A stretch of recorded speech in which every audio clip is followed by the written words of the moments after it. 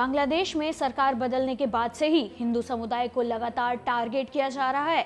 शेख हसीना के देश छोड़ने के बाद से ही समय समय पर हिंदू समुदाय और उनके धर्म स्थलों को निशाना बनाया जाता रहा है।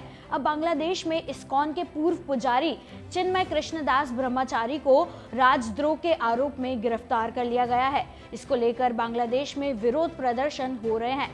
इस गिरफ्तारी के बाद भारत के तमाम हिंदू संगठनों ने भी अपनी चिंता जताई है और अब पुजारी चिन्मय कृष्णदास की गिरफ्तारी पर पश्चिम बंगाल की मुख्यमंत्री ममता बनर्जी की प्रतिक्रिया आई है। नमस्कार, मैं हूं प्राची खंडेलवाल और क्या है ये पूरा मामला, आइए आपको इस वीडियो में बताती हूँ।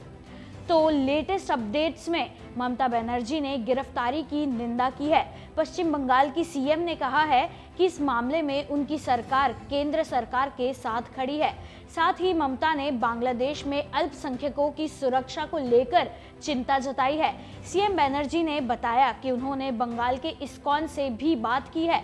पश्चिम बंगाल की विधानसभा में बोलते हुए ममता ने कहा कि हम नहीं चाहते हैं कि किसी भी धर्म को नुकसान पहुंचे।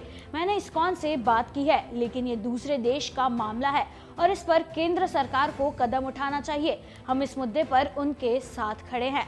तृणमूल कांग्रेस के सांसद संदीप बंदोपाध्याय ने भी बांग्लादेश के मामले पर भारत सरकार का समर्थन जताया है। उन्होंने कहा कि टीएमसी किसी भी अंतर्राष्ट्रीय मुद्दे या विदेश मंत्रालय से जुड़े मामलों पर बयान नहीं देती है।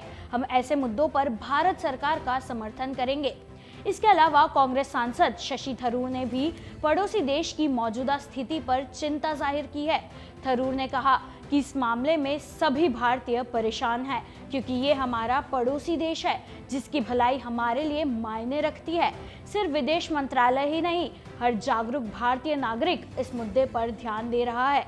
बता दें कि बांग्लादेश सरकार और इस्कॉन के बीच स्थिति तब से बिगड़ी जब इस्कॉन बांग्लादेश के पुजारी चिन्मय कृष्णदास ब्रह्मचारी को राजद्रोह के आरोप में बीते दिनों गिरफ्तार किया गया।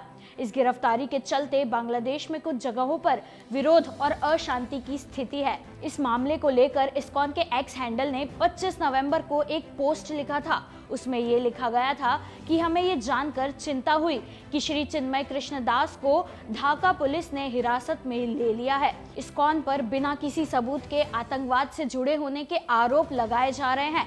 इस्कॉन एक शांति और भक्ति पर आधारित पहल है और इसका आतंकवाद से कोई संबंध नहीं है। हम भारतीय सरकार से अपील करते हैं कि वो तुरंत कार्रवाई करे और बांग्लादेश सरकार से बात करे। लेकिन ये बात जाननी भी अहम है कि इस बीच इस्कॉन बांग्लादेश ने चिन्मय कृष्णदास ब्रह्मचारी से नाता तोड़ लिया है।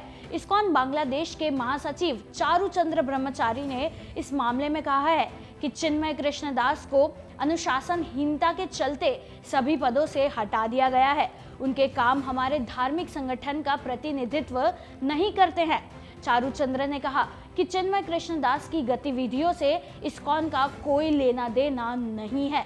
वहीं भारत के विदेश मंत्रालय ने इस घटना पर गहरी चिंता जताई है और बांग्लादेश सरकार से हिंदुओं की सुरक्षा सुनिश्चित करने की अपील की है। मिनिस्ट्री ऑफ एक्सटर्नल अफेयर्स ने एक बयान में कहा है कि हमने श्री चिन्मय कृष्णदास की गिरफ्तारी और उन्हें जमानत ना दिए जाने को लेकर गहरी चिंता व्यक्त की है। वो बांग्लादेश सम्मिलित सनातन जागरण जोत के प्रवक्ता भी हैं। बयान में आगे कहा गया है कि ये घटना बांग्लादेश में हिंदुओं और अन्य अल्पसंख्यकों पर कट्टरपंथी तत्वों द्वारा किए गए हमलों के बाद हुई है। ऐसे कई मामले दर्ज किए गए हैं जिनमें अल्पसंख्यकों के घरों दुकानों में आगजनी और लूटपाट की गई, मूर्तियों को तोड़ा गया और मंदिरों को नुकसान पहुंचाया गया है। अब क्या आपको लगता है कि भारत सरकार जो है वो इस मामले पर कोई और सख्त कदम उठाएगी? इस वीडियो पर आपकी राय हमें कमेंट बॉक्स में जरूर बताइए और सब्सक्राइब कीजिए न्यूज़ कनेक्ट। देश दुनिया की हर बड़ी खबर देखिए हर घंटे नई खबर के साथ सिर्फ आपके अपने चैनल न्यूज़ कनेक्ट पर। न्यूज़ कनेक्ट यानी खबरों से आपका कनेक्ट। न्यूज़ कनेक्ट को लाइक करें और सब्सक्राइब करें ताकि आप रहें हर वक्त हर खबर से अपडेटेड।